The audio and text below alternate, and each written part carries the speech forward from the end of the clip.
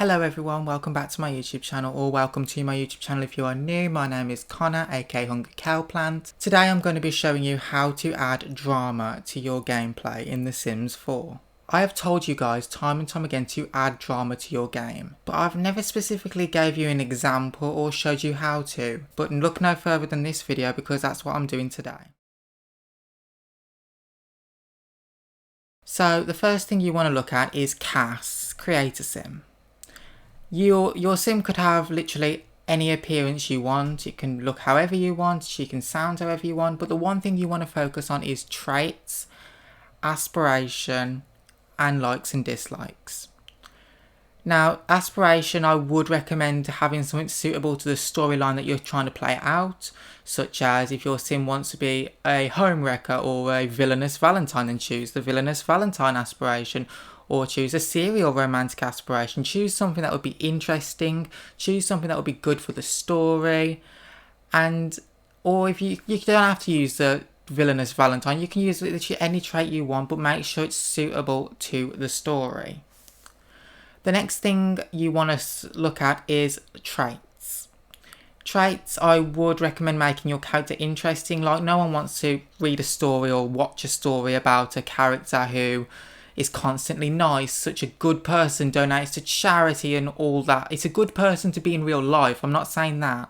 But what I am saying, it's not interesting for a story or to watch or read. The last thing you want to focus on is your likes and dislikes. Is basically you need to create their character, like what they like, their hobbies, because you can't just force someone in real life to like video games or playing guitar if they don't like it, because that should be the same with your Sims. Don't force them to do something they don't like. So next we're going to get into the gameplay. For my example, I'm going to be using Bob and Eliza Pancakes because they are the most dramatic couple in The Sims, basically.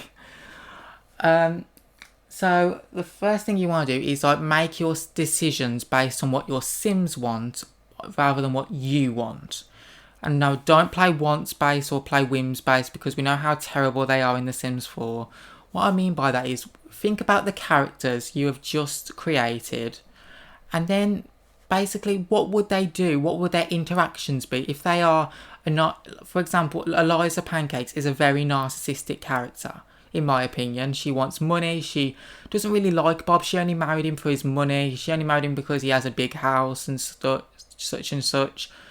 She's a gold digger, basically. But what interactions would come from that? She wouldn't ask Bob about his day. She wouldn't ask anyone about her day. She would basically just complain about the TV size, or basically just make a joke because she thinks she's funny but she's not. Next thing you want to focus on is where you want this story to go. Now, mainly my stories are never ending, basically, because it's like a soap opera. It goes on and on throughout the generations. But it's still important, like, to have certain storylines end in order to start a new one. Like, if you want for example, if I want Bob and Eliza to eventually get a divorce, then I'll add a build up to that. Like, make sure they have enough arguments and have enough, like, dysfunctionality until eventually they decide, right, that's it.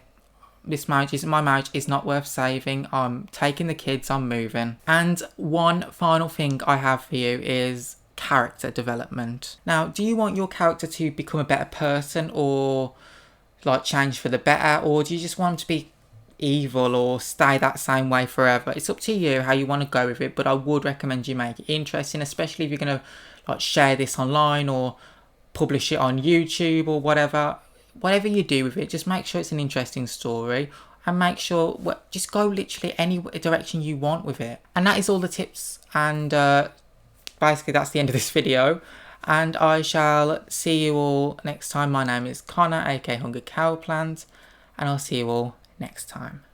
Bye.